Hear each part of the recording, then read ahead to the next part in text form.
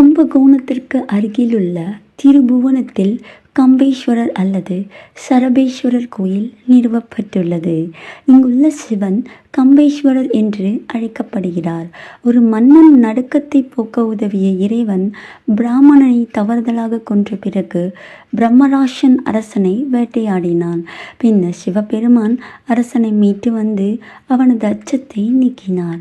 ஒருமுறை சிவபெருமான் சரபேஸ்வரரின் அவதாரத்தை எடுத்தார். விஷ்ணு பகவான் நரசிம்மராக மாறிய பிறகு அவரது கோபத்தை போக்க இது செய்யப்பட்டது.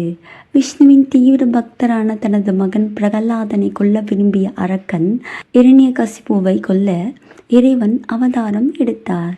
விஷ்ணு தனது நரசிம்ம அவதாரத்தில் அசுரனை காற்றில் எடுத்து தனது தொடையில் வைத்து துண்டு துண்டாக கிழித்தார். இருப்பினும் அவரது கோபம் அனைத்து தேவர்களையும் பயமுறுத்தும் முடிவை தேடவில்லை. தேவர்கள் பின்னர் சிவபெருமானை அணுகி விஷ்ணுவை அமைதிப்படுத்த முயன்றனர். விஷ்ணுவின் இந்த வடிவத்தை கையாள்வது கடினமாக இருந்தது. அப்போதுதான் சிவபெருமான் சரபனை வெல்ல இன்னும் பெரியவராக மாறினார். இது ஒரு சிங்கம், ஒரு பறவை மற்றும் ஒரு மனிதனின் கலவையாகும்.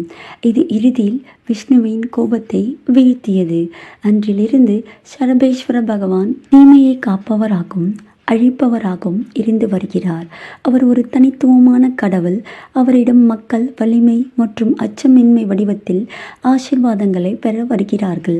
அறுவை சிகிச்சைக்கு முன் மக்கள் இறைவனை தரிசிக்கிறார்கள். குறிப்பாக ஞாயிற்றுக்கிழமைகளில் ராகு காலத்தில் சரபேஸ்வரை வழிபடுகின்றனர். அவர்கள் அவருடைய மந்திரங்களை குறைந்தது 21 முறை உச்சரிக்கிறார்கள். இதனால் மக்கள் கவலையும் துன்பமும் இன்றி எந்த ஒரு அறுவை சிகிச்சையும் செய்ய தைரியம் அடைகின்றனர். இது அறுவை சிகிச்சைக்கு பிறகு விரைவாக குணமடைய அனுமதிக்கிறது. இக்கோயில் திராவிட காலத்து கட்டிடக்கலை பற்றி பேசுகிறது. ஆனால் இங்கு விமானம் மிக உயரமாக உள்ளது.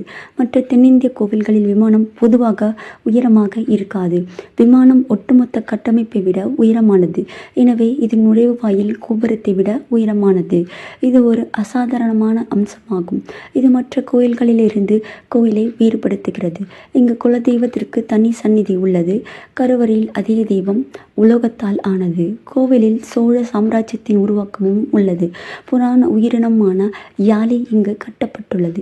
இது சிங்கத்தின் முகமாகும். இது 13ஆம் நூற்றாண்டில் கட்டப்பட்டதாக கருதப்படுகிறது. இக்கோயிலில் நடைபெறும் திருவிழாக்களில் பங்குனி பிரம்மோற்சவம் முக்கியமானதாகும். இது மார்ச், ஏப்ரல் மாதங்களில் 18ஆம் நாள் கொண்டாட்டமாகும். பிரம்மோற்சவம் முடிந்து ஞாயிற்றுக்கிழமை சர்ப உற்சவம் நடத்தப்படுகிறது. வெள்ளி வாகனத்தில் சுவாமி ஊர்வலமாக எடுத்துச் செல்லப்படுகிறார். ஞாயிறு, வெள்ளி, சனி மற்றும் பௌர்ணமி அல்லது அமாவாசையின் 8ஆம் நாள் ஆகியவை இக்கோயிலில் பூஜை செய்ய உகந்த நாட்களாகும். கார்த்திகை நட்சத்திரத்தன்று முருகப்பெருமானுக்கு சிறப்பு பூஜைகள் நடத்தப்படுகின்றன. இங்கு விநாயகப் பெருமானுக்கு சதுர்த்தி பூஜையும் நடைபெறுகிறது. நவராத்திரி மற்றும் சிவராத்திரி ஆகியவை இக்கோயிலில் உள்ள மற்ற மங்களகரமான நாட்கள் ஆகும். பொங்கல் மற்றும் ஆங்கில புத்தாண்டின் போது சிறப்பு பூஜைகள் செய்யப்படுகின்றன. கம்பேஸ்வரர் கோயிலுக்கு சென்றால் வாழ்க்கையின் பல கவலையிலிருந்து விடுபடுவதாக நம்பப்படுகிறது. இது மாந்திரிகம், மறைந்திருக்கும் எதிரிகள் மற்றும் மோசமான கிரக இயக்கங்களின் விளைவுகள் குறைக்கும். இந்த கடவுளை பிரார்த்தனை செய்வது பல உடல்நல பிரச்சனைகள் மற்றும் நிதி சிக்கலிலிருந்து விடுபடுவதாக அறியப்படுகிறது. பக்தர்கள் வேலையில் பதவி உயர்வு பெறலாம், கடனில் இருந்து விடுபடலாம், நல்ல குழந்தைகளை பெறலாம், தங்கள் விருப்பப்படி வாழ்க்கையை நடத்தலாம். கம்பேஸ்வரை வழிபடுபவர்களுக்கு மனதில் உள்ள பயம், மூளை வளர்ச்சியின்மை, நரம்பியல் கோளாறுகள் போன்ற நோய்கள் நீங்கும் என்ற நம்பிக்கை உள்ளது. பக்தர்களின் பாவங்கள் குறையும். தம்பதிகள் திருப்தியான வாழ்க்கையை நடத்துவார்கள். குழந்தை வரம் பெறுவோர் ஆரோக்கியமாகவும் நீண்ட ஆயுளுடன் இருப்பார்கள். இக்கோயிலிலிருந்து கும்பகோணம் நகரம் சுமார் 7 கிலோமீட்டர் தொலைவில் உள்ளது. எனவே நீங்கள் இந்த இடத்திற்கு செல்ல பஸ்ஸிலும் செல்லலாம். நகர பேருந்து நிலையத்திலிருந்து உள்ளூர் பேருந்து அல்லது ஆட்டோவை வாடகையெடுத்து சுமார் 15 நிமிடங்களில் கோயிலை அடையலாம்.